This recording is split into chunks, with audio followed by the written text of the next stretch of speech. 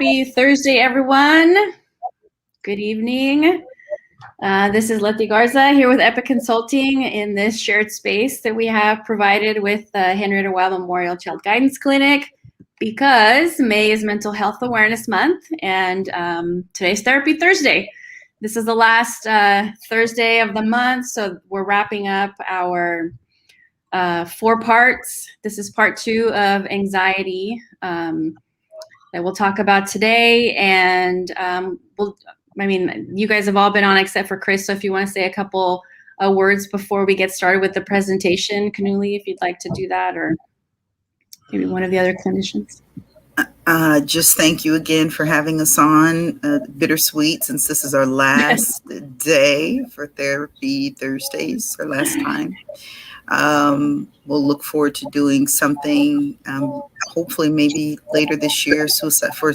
There's like a mental health awareness week and suicide awareness week, which I think is in October. So we would love to be able to come back, talk with your listeners, and yay, Lupe is with us today, and the very lovely Natalie, who has been with us from the beginning. Thank you, and connected us with you, Letty. So appreciative of Miss Natalie, and we're so glad to have Chris Boyd on.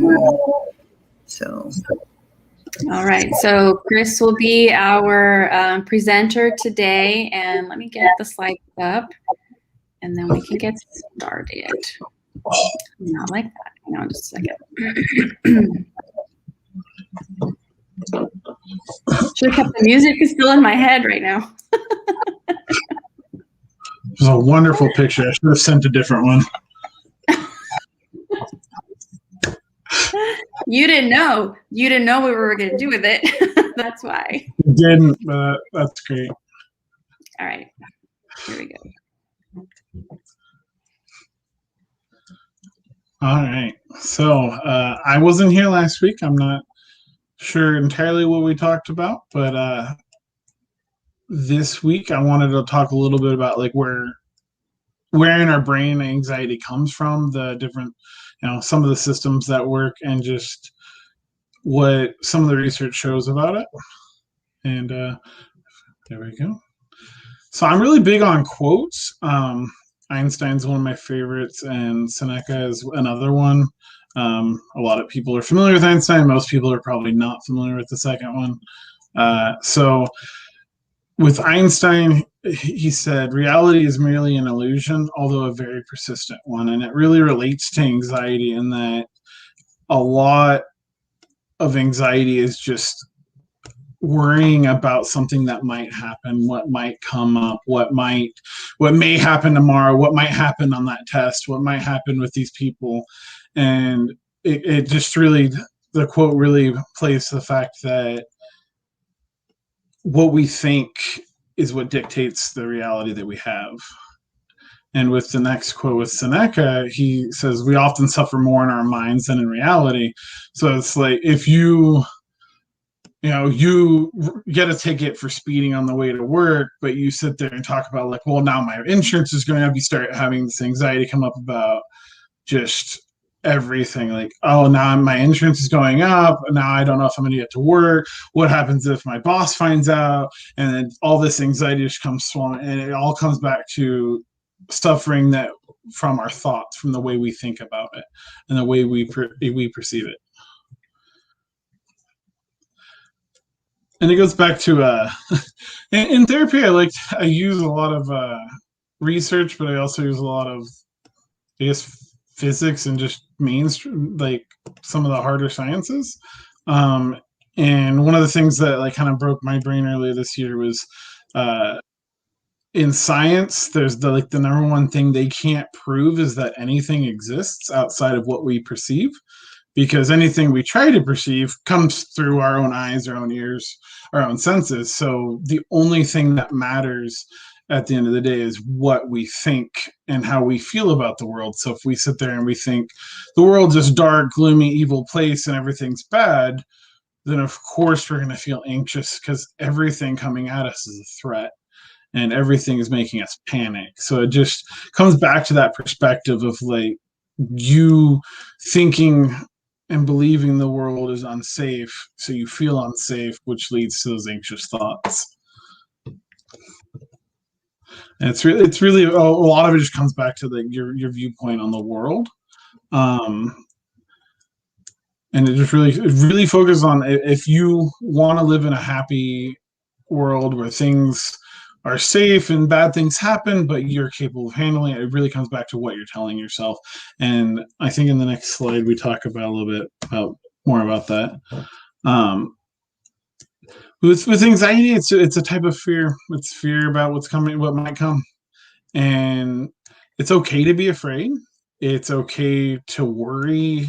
Those are all natural human feelings, but the number one thing with dealing with anxiety is to remember your mindset, and you have to determine that what you want out of life and the life you want is more important than being afraid, and being able to confront that. That's the biggest thing. So in the brain, we have they call it the lizard brain. It's the amygdala. It's responsible for connecting meaning to our experiences. It's the first part of your brain that perceives things. So like when you are in your car driving down the road and someone slams on the brake in front of you, the first thing that happens is your eyes see it, it goes in, it hits your amygdala, it responds by immediately hitting the brakes, doing what you have already practiced. And so it's responsible for determining our fear response. It's also, it's where a lot of us have heard of fight, flight, and freeze. So it's our responses to threats. A lot of the time it's either, can I fight this? If I can't fight it, I should run away. If I can't run away and I can't fight it, you just kind of panic and just stop. It's kind of like the deer in the headlights thing. Deer, they freeze when they panic. They don't know what to do.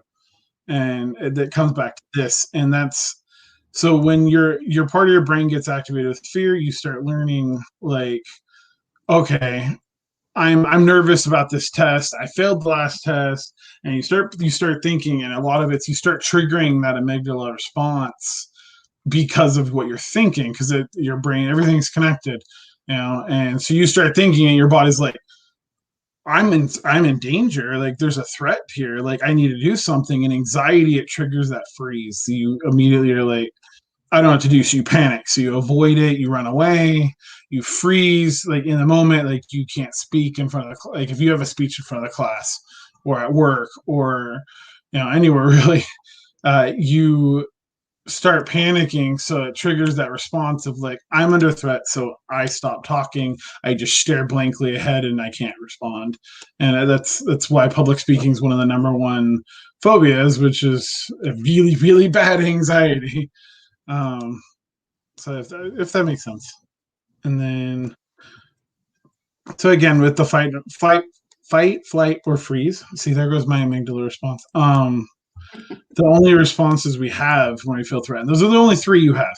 And at the end of the day, the only way to combat anxiety it comes back to your thinking. There's plenty of coping skills, which we'll talk about later, but the biggest and best thing you can do is to determine that you want something else. You don't want to be afraid. You want a better life. You want to be happy. You don't want that fear of the test or the fear of, losing your job or the fear, like these are all very real fears, but you can't, if you allow them to, they will take over everything and you will stop moving. You'll freeze. You won't recognize what's going on and you won't be able to accomplish anything. So you have to determine that that's what you want more. You're not going to let your fear control you. And the biggest, you have to start by recognizing those body responses. Like when your amygdala gets triggered, your heart rate picks up, you start breathing faster. A lot of people start sweating. You start looking around, your eyes start darting.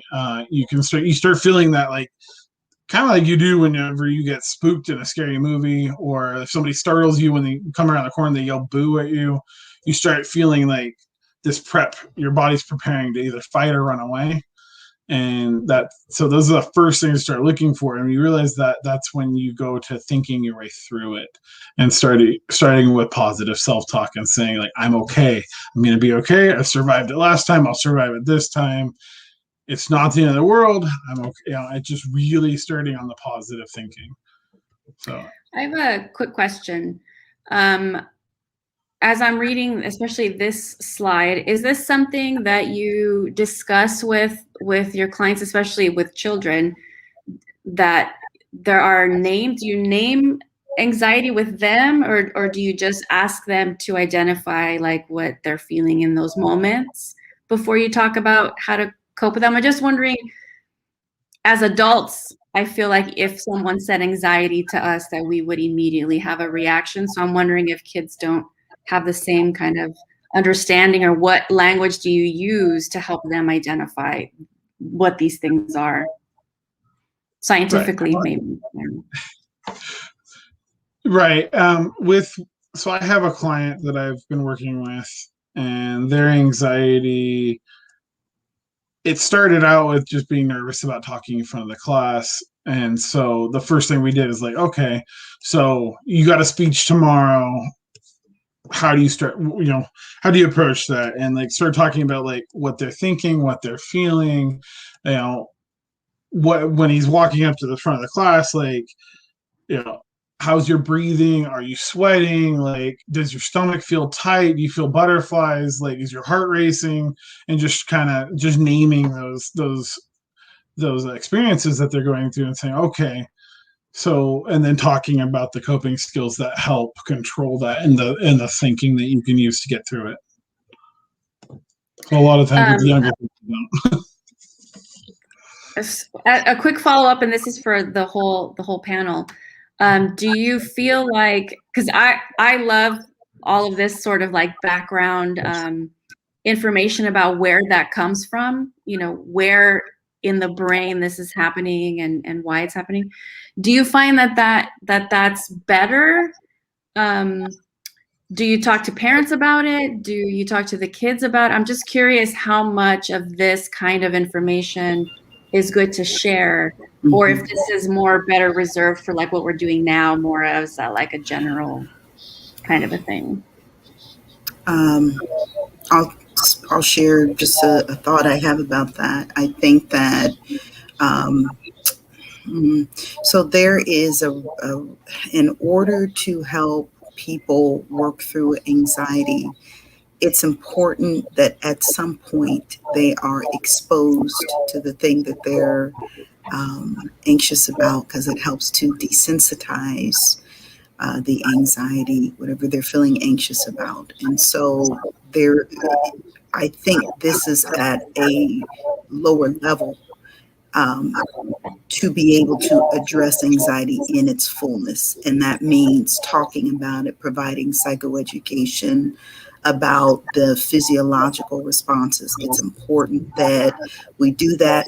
We can do it in kids' terms, but I think sometimes we had, for example, suicide awareness training last week, and in that training, it talked about sometimes we're really afraid about naming things because it can feel controversial. It can feel like, well, if I say it, it's going to increase it.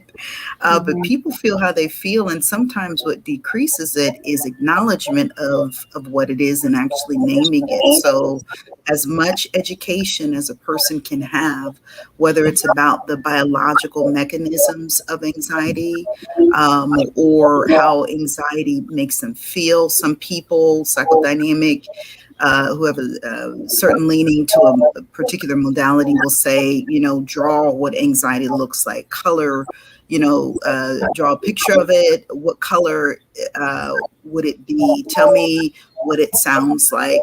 And I think that that's kind of a way of exposing, providing, what we call exposure therapy, so that people can understand that anxiety is a better, you can master it. Of course, with some people you need medication, but to be afraid of it, to not discuss it in very basic terms, I think prevents someone from really being able to escape anxiety. It has to be talked about in detailed terms. And of course, with the kiddo, you use kiddo terms that they can understand. So I hope I answered the question. Yeah, that makes sense. Does anyone else have any? I don't know if anyone has an experience maybe that they've had. I know I feel because you work with kids, I feel like parents get a lot of the information also. So I'm just wondering how much, you share or if you just go based on your relationship with them. Because it's interesting to have the facts, but I'm not sitting in a therapy session with you. So I don't know what that would be like right now. So I'm curious. In my experience personally, I found that understanding why you're feeling that way for kids of all ages is really a big chunk of the battle when it comes to overcoming anxiety.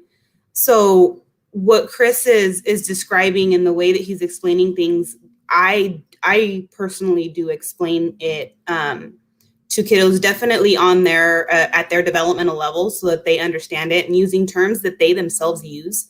So, if they say I get, a scary feeling in my tummy, then that's what I'll call it. That's what I'll label it.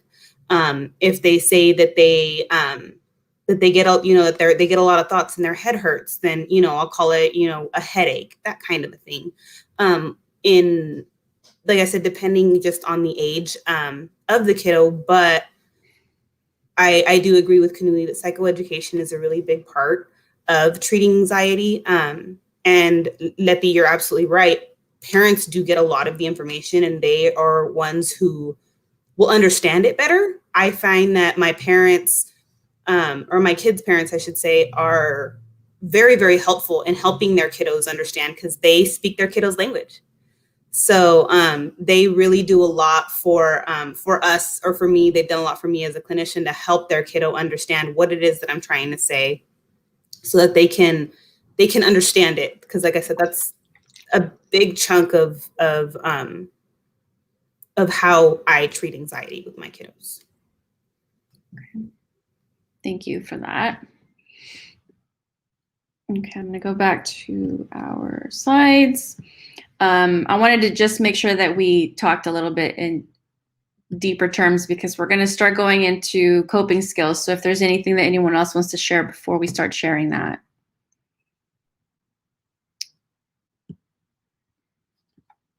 Okay, so the first thing we have here is acupressure breathing. So I don't know who's going to share on this one. I'll share. Marcella sent this in, and she's not able to be with us this evening, but acupressure breathing means that you, I think everyone's probably familiar with acupuncture, but the idea is that there is a pressure point that you will put a needle in, but in this case, your index finger and your thumb, and you press in. Really, it's that muscle in between your index finger and your thumb.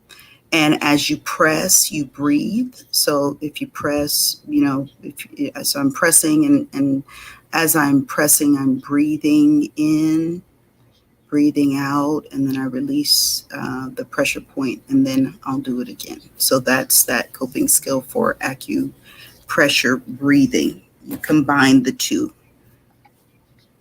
Okay. And is this something that you would recommend maybe a client who's you already understand that they're going to have anxiety about something, like maybe like Chris's example about giving a speech in front of the class or something like that, where you can recommend? I think, I could see a kiddo in class just because with anxiety, being in front of people, the idea of people are watching me and they're judging me, they're scrutinizing me. But some people feel anxiety just being around, just being in a place socially. They could be in a mall and the noises are too loud. They could be in school and have we talked a little bit about the other anxiety disorders, social anxiety. So I could see a kiddo at their desk doing that, just being around other students. I could be doing it right now as we're talking, standing in the line. So I think also too the idea. So definitely, if you're in a situation where you're feeling that anxiety, it's great. But the idea of breathing, I like to call them cleansing breaths, is also just, even if someone is not experiencing anxiety, the idea of the cleansing breath, it seems to almost resets your cue. Because if you have, like, you have sometimes it feels like the brain can be a highway. You got a lot going on in the brain, busy day. We were talking before we started. I'm like, how are you doing? And some of us are like, eh. So that breathing is just a good way to release whatever you're experiencing at the time, just to, like I said, just to.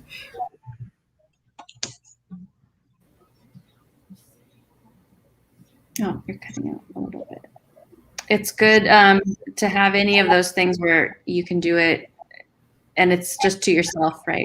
Yes. It's not anything anyone has to notice. Exactly. The next few coping suggestions we'll have 3 to a slide, and we can go through these one by one, because I want everyone to have a chance to kind of talk about something that they feel comfortable talking about, but also to really share. I mean, people can just read the slide, but we're here to comment on, why it's important, or experiences that you've had with clients. So I don't know if anyone wants to pick one of these and just read them, or I can just call them out, and then whoever wants to jump in to the first one, for example, distraction.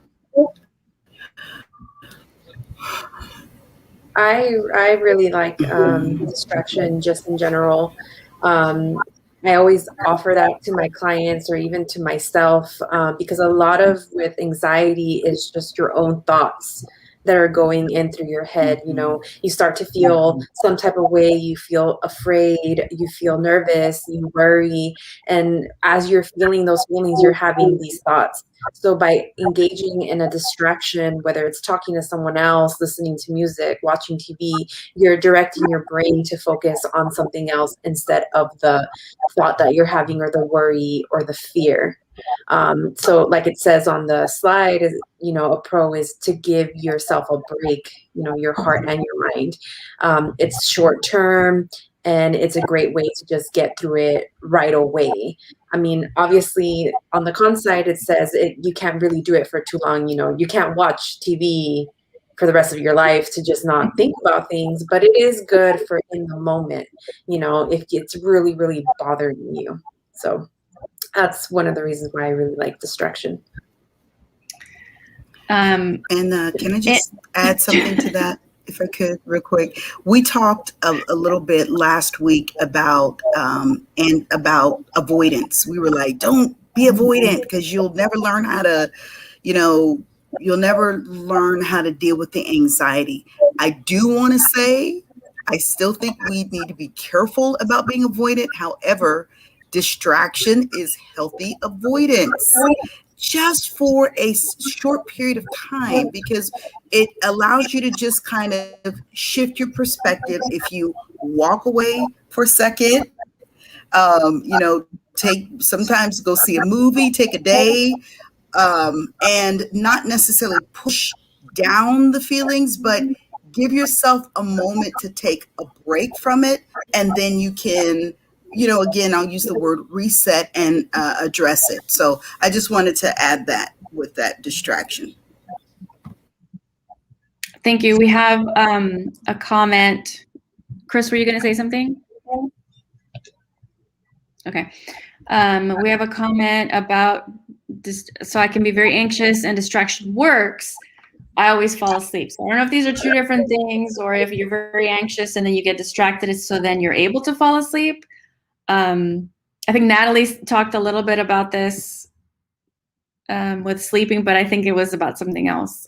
So it was about ASMR, where like if you're having anxiety at night and your thoughts are not letting you sleep, distraction like ASMR can help you distract your mind from that thought, and then eventually it gets you tired and you can just go to sleep. At least that's how it works for me. So that's good. That I'm actually glad that that happened that way, because we're saying distraction and then you're able to give a direct example of what it is that you were talking about, right? That's because I was thinking it was, I don't know why I was thinking it was something else that you were talking about last week, but it is under this category, the ASMR, because it's a distraction. And I'm just talking through it for myself. Thanks for your patience. Okay, so the second one we have on here on this slide is grounding. Who wants to tackle this coping skill? I personally love grounding as a coping skill for anxiety. You know, like we were talking about earlier, anxiety happens a lot, or what happens a lot with anxiety is you get a lot of racing thoughts, or you start to overthink a lot of what could happen as a result of what just happened, right? And so a lot of the time when we have anxiety, we're kind of living in our brain, we're living in our thoughts, and we kind of forget what's going on right in front of us. So grounding is a tool that that I think every therapist kind of has their own favorite grounding skill. What grounding is it is an activity or a skill that engages one or several of your five senses. And this kind of helps to bring you out of your brain, brings you out of your thoughts, and brings you back into your, physical presence. What is going on right in front of me? What is going on right now in this moment? It helps us to stop living in our anxious thoughts. It helps to stop some of those racing thoughts that are making our anxiety, maybe our physical symptoms of anxiety, a little bit worse. One of my favorite ones is I like to carry around the really good fruity smelling hand sanitizers. And so I'll, instruct my kiddos to put some in their hand and just kind of look at it. What does it look like? Describe it for me. So use your sense of sight. When they're done with that, I have them start to rub it into their hands. So what does it feel like at first? Because the way that hand sanitizer feels at first, it changes the way that it feels in your hands. At first it feels cold, it feels wet, and then it maybe starts to feel a little bit sticky, and then it dries, kind of a thing. And when they're all done, when it's all dry, I ask them to just take a really big whiff of whatever it is that they're smelling, of whatever it is that the hand sanitizer smells like. And I ask them to describe it for me. What are you smelling right now? And, through that exercise, you're engaging a lot of your senses, and it stops those racing thoughts. It stops those anxious, fearful things that are going on in your brain. And it brings you back into the moment, back to your physical presence. I think it's really powerful and really great in the moment to use. That is great. And that was a great description of like walking through that. I'm sure you've done this several times, right? And watched someone else go through it, because that was like the perfect description. I was seeing it happen as you were describing it. And I thought, no, I was thinking that's a great way for even just for us, if like we're going into an important meeting or again, that example of public speaking, to just kind of like bring yourself back to that moment to calm down. And maybe for us as adults, a favorite scent might be a calming scent, like a lavender or something that we know, something familiar, maybe if you have a kid, maybe like the baby. Yes, Natalie. I was going to say the stress release or the stress relief. I think it's Bath and Body, the green one has eucalyptus in it. That smell really calms me. So that's a really good, and everyone's carrying around sanitizer right now anyway, right? So that's like a quick bring you back kind of grounding exercise. I love that example. Does anyone else have anything for that one? We can move on to the next. Emotional release. Is this the screaming one? Yes. I was looking for a video. I was going to show a video, but I think it's pretty self-explanatory, and maybe people have already experienced this and didn't realize that it was a coping skill for anxiety. Who wants to share that? I love this one. I use it. I have a screen bear in my office for this purpose. Especially with anxiety, I think going back to the freeze, wanting to freeze and wanting to run away, like just emotional, just getting all that emotion out, just screaming it out, yelling it out into the bear so scare everyone else in the office, but it just kind of helps the someone that's going through anxiety find their voice again and just get that emotion out, so it's not just bottled up in their heads. I love it. And just anything physical, the running, jumping, riding a bicycle, skateboarding, rock climb, whatever you got to do, whatever you like to do, just get out and do something and move. And it just gives an outlet for that energy, for that anxiety, that anxious energy inside. So I love it. Just makes me warm I like people. that there's a recommendation also that laughter is one of those things, because the more primal, if there's something based in fear or anger, that primal screaming or getting that out seems like maybe the typical reaction or picture that you get in your head. But I like that there's also the recommendation to laugh, like watch something that's really going to make you laugh to kind of release some of that tension. That's a great idea. It's laughing and crying. They're like our emotional immune system activating. They help you feel better. That's why I wonder, that's why there are tears associated also with laughing, not just crying. Tears of joy or other emotional releases. Okay, so here's our second set. First one is self-love.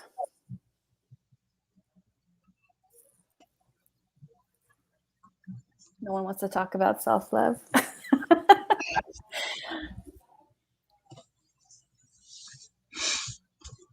The description Okay, I want to just read the description because we've talked. I feel like we've talked about this throughout the month, right?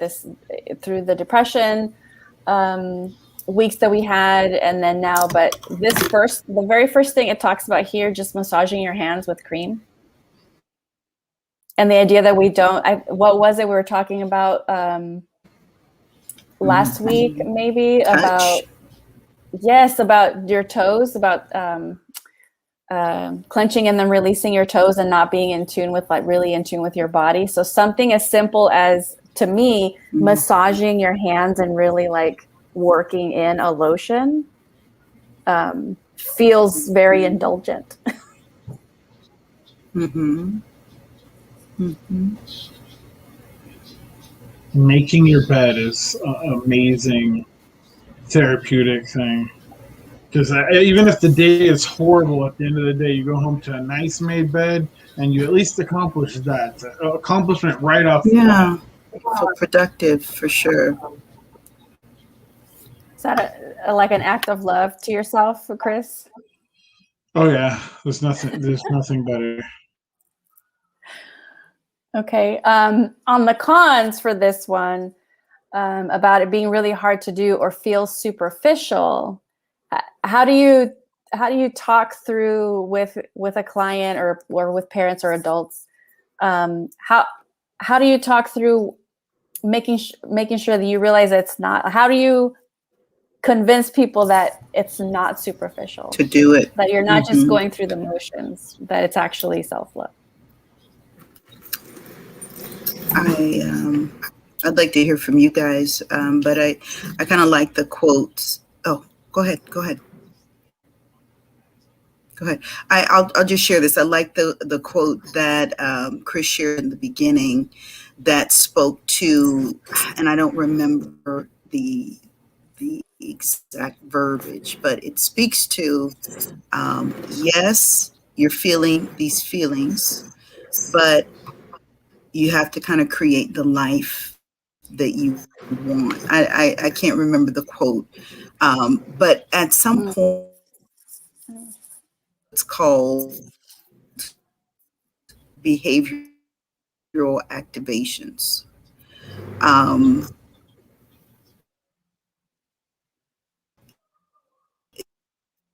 Are we losing Kanule? I think we're losing you.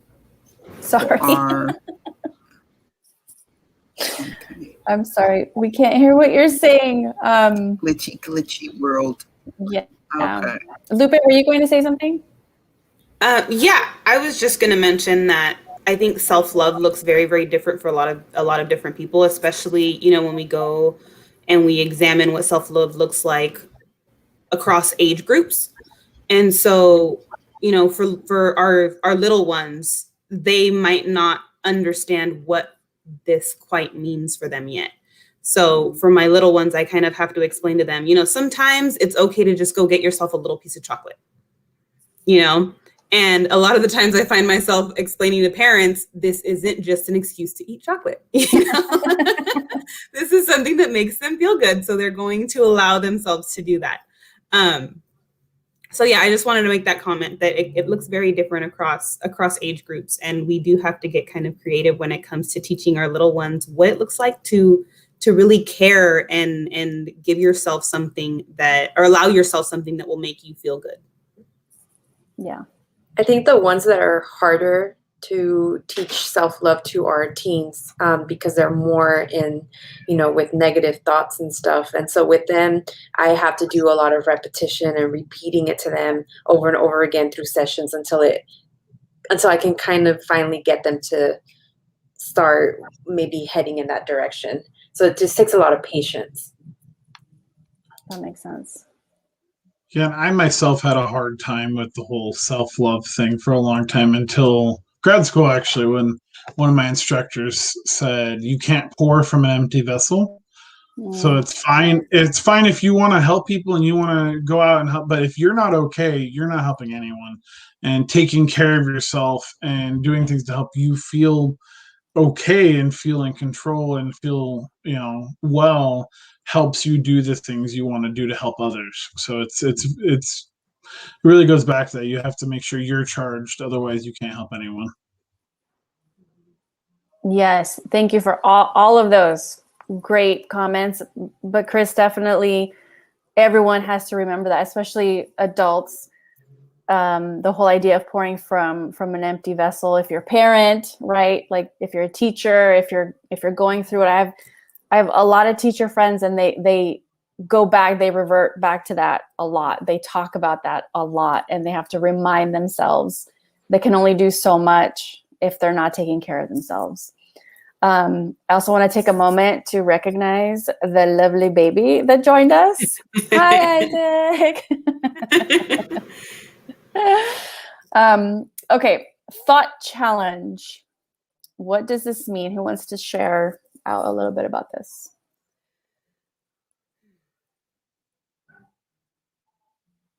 Do I have to call somebody? No, sorry. I was gonna give everyone else an opportunity, but this is something that I find myself teaching and reviewing a lot, specifically, like Natalie was saying, with our teens. Our teens have a very negative way of viewing the world, viewing themselves, framing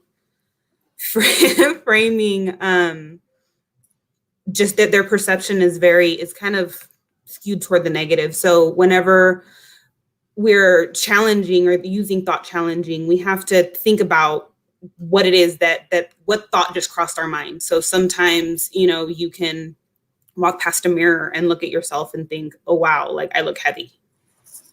And you have to kind of stop and think, okay, was that something that was going to be helpful? Is that something that everybody thinks? Is that something that I'm just hypercritical of for just because I'm the one who noticed it, because it's an insecurity of mine?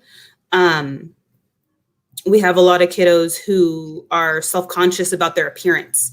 And so I find myself teaching them, all right, so is that realistic? Is that something that you really think other people are thinking about? Or is that just you beating yourself up in your own mind? So another one of the things that I find myself doing is asking them, is that realistic? Is that really going to happen? If you get a bad grade on this exam, are you really going to die the way that you feel that you are, and you kind of have to, it's almost like talking yourself off that ledge while you're having that anxiety attack. And I think it's really powerful. It's difficult to get into the practice of doing, but it is very powerful, I feel. Mm-hmm.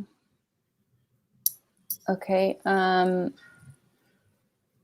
let's go on to access your higher self.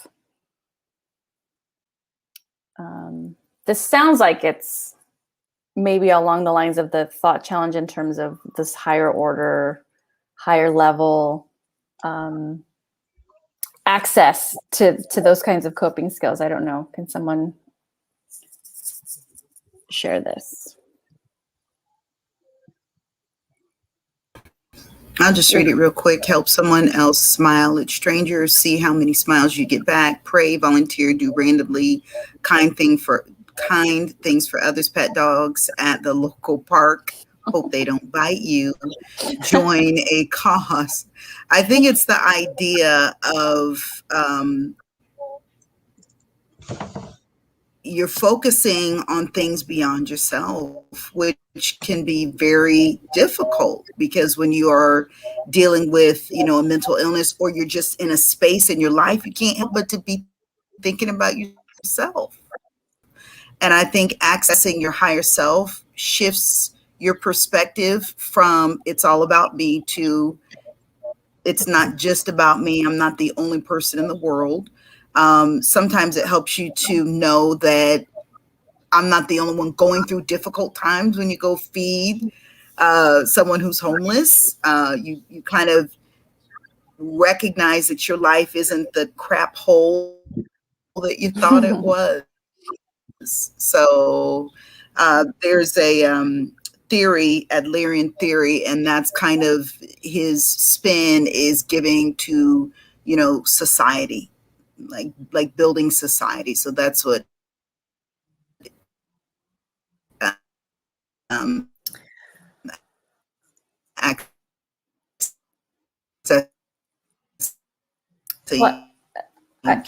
loving the idea that we're kind of in terms of the slides. This is where we're ending. I'm gonna mute. That we're ending here where we started with a more scientific approach. Can you guys hear me? Okay, I'm just gonna take her off. Okay, sorry, Kanuli. She's still hanging out. We just can't hear her. That we're ending here. This feels more spiritual. This is more like a kindness for everyone, more like a spiritual connection to other people, where we started with like the more scientific, this is why anxiety happens, and you're really looking in yourself. Even the idea that your perceptions are, everything's in your mind and you're reacting to only the things that are in your mind. So I really like, it's sort of like we purposely did this full circle. Let's just say we did it on purpose. Everybody ignore what I just said. We did it on purpose. We are that smart. Any other comments on this last piece before I move over a couple of things that I want to share? No? Okay.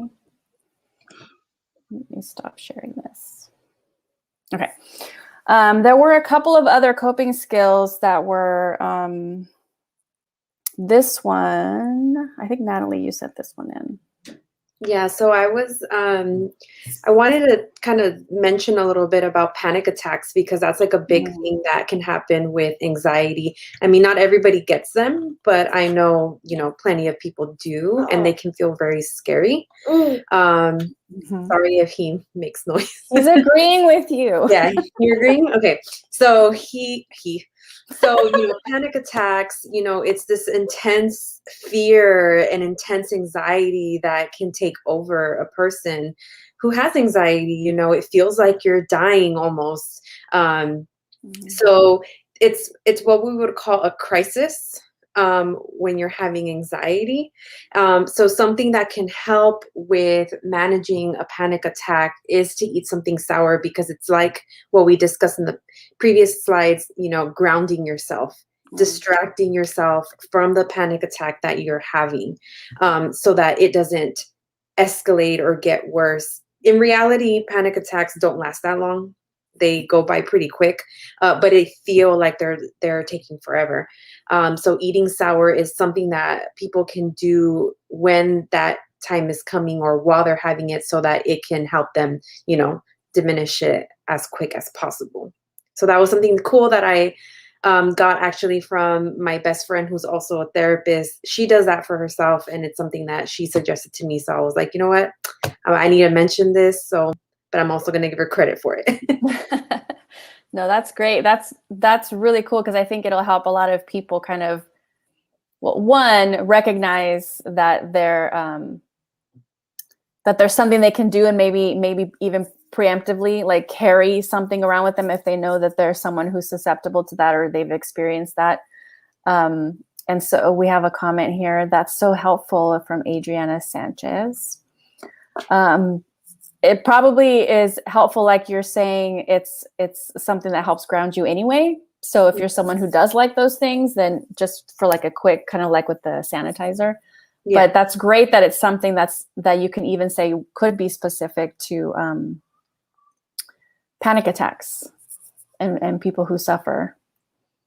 So thank you for sharing that. And I know you had brought it up, but I'm glad that we're talking about it now. Now this next one, the category game.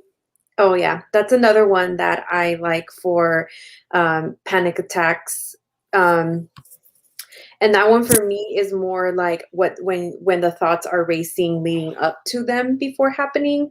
So again, it's another distraction type of thing that you can do. So what I mean by category game is like, think of a category like colors, months, TV shows, and then challenge yourself to think of those things or point them out or whatever. So play against yourself. And that's, again, a way to distract yourself from whatever's happening or the thoughts that you're having. So I feel like we've seen examples of this probably in TV and movie, but maybe didn't know. Because I'm thinking about like when I've seen, and I know it's like Hollywood, it's not a documentary, but when I've seen characters in movies, I go down a list of things. Like if they're a character who has some kind of social anxiety or they have panic attacks and they start naming things off, and maybe that's something we don't, as an audience member, don't know that that's what they're doing and that's why they're doing it. But I feel like I've seen it portrayed like in a book that I've read or like in movies, and that's why they're doing it. That's interesting. Yeah, and I think it's good to think of examples of things that you've seen on TV and movies, because even though they're not reality or documentaries, like I think that they're good examples to show people how they can do something. Mm-hmm. And more accurate, a more accurate portrayal probably of what someone like that would suffer, a character who's portraying maybe a real person or someone. Mm-hmm. It's a positive portrayal maybe. Yeah. Okay. Now this one, positive self-talk, I feel like we've hit this one over and over and over, even during the 2 sessions for depression. I do have a couple of things I wanted to show on this one. I feel like it's self-explanatory, plus we've talked about it a few times, and I wanted to give an example myself, even though I will say I'm not a therapist and I am not a licensed clinician like all of you. So forgive me if I'm stealing some time here, but I wanted to share the idea that you could go outside of yourself and find these things, and maybe movies and TV shows. But for social media purposes, there are obviously good and bad things with social media. But I started following this person on Instagram. Her name is Leah Mel, and I just think she's hilarious. She's also on TikTok, but I am not on TikTok. And I wanted to share a couple of her videos because she does this thing where I'm not going to show the video I'm going to describe right now because she cusses a lot in those videos, but it's more like, hey bees, I'm here to tell you, like that kind of thing. And it's like just, it's like a Sunday self-love kind of a thing. And it's really cool. And she slams the door open and just like starts yelling at you, but it's all good, positive stuff. But I wanted to share a different one because I feel like these are the kinds of things that maybe social media are good for. And we should be highlighting them when we find them. So this is her Instagram page. And so this is, her yelling. This is her yelling at us to, because of self-love. But this video here cracked me up and I wanted to just watch it. Can you hear that? Did I just screw it up again? Can you guys hear her? No. You No. can't. Okay. Let's try this again. Okay, share. We've only been doing this for like months. I've only been doing this for months, you guys. Okay, here we go. I'll do this again. Okay, your girl just got out of the curtsy hall, and you know I had to show you what I got. Like, look at this. She's serving up. Look, she's so professional and sleek. Ooh, give me some red lipstick. This is an outfit. I might have been on a theme with white clothing, but like, you can't say no to BCB generation. Like, you can't. It's illegal to look this good. And in total contrast, we have all black because it's a classic. This is never going out of style, honey. And pockets! Ha! That cracked me up. I also am very excited about pockets. The dress I'm wearing right now has pockets, so that's very exciting. But those are the kinds of videos that she's posting. So it's like, go me, like, yay me, look what I did. I look so cute. You guys know I look cute, and I'm going to share it on Instagram. But then she's also like, you guys also look cute, and don't forget that you look cute, and you are a good person, and you're amazing, and you deserve everything that's happening. So the positive self-talk can also come from social media, from complete strangers. So I wanted to share that because I thought she was just so fun and cool. And she was really excited about the pockets, and I wanted to share that because I get excited about pockets. Okay, we're nearing the top of the hour. Do you guys have any other things you wanted to share? Let me check the comments real quick. If you want any last comments from y'all. I really like that you shared, though, that you can find positive things on social media, because I think a lot of the times, too, it's focused on, like, there's a lot of negative things out there, which there is, but just as much as there's negative things out there, there is positive, and we can choose to follow the pages that share positive quotes and videos and stuff like that. Yeah.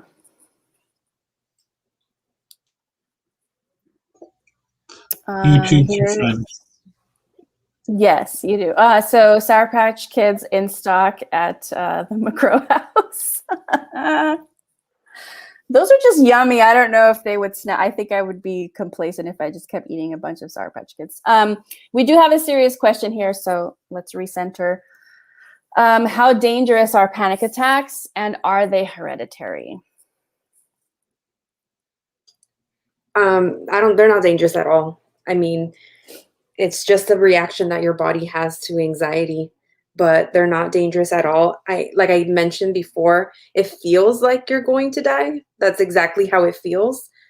And it feels like you're not going to be able to breathe. It feels like you're hyperventilating, like you're going to pass out, throw up, all kinds of stuff. But at the end, it goes away, and then that's that. Nothing more happens. You might feel like you need to go to the hospital, but in reality, you don't. And I don't know if they're hereditary, actually. Lupe, do you know? That was something that I was going to kind of say. I'm not sure if they're hereditary. However, I can say in my own personal experience, we have seen that anxiety was passed down from, grandparent to parent to now me. So for sure. I definitely agree with everything that Natalie said. They are not dangerous. However, it can downright be terrifying, and you really do feel and think that you are going to die. They don't typically last for very long, but it feels like an eternity.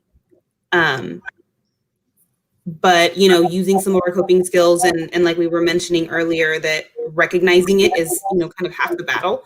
Recognizing what it is that's happening, understanding what is going on in your brain, and then trying to figure out, okay, what works best for me? What's worked in the past? How do I stop this? Taking kind of control over your mental and body responses is key in controlling those panic attacks and those responses to anxiety.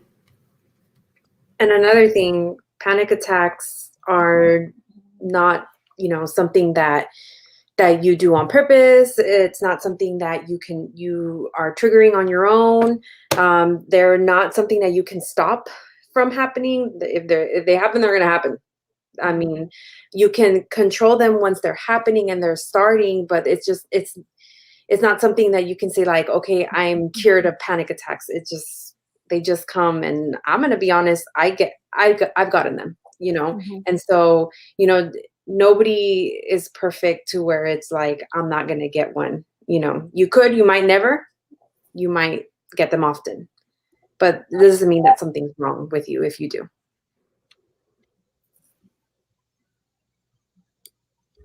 Chris, were you going to share something? I was going to say, yeah, no, I've also had panic attacks before. You just have to breathe through it, like Natalie and Lupe were saying. Just focus, use your coping skills. So it definitely seems like something that you have to really educate parents about and your clients about, because they can be scary, right?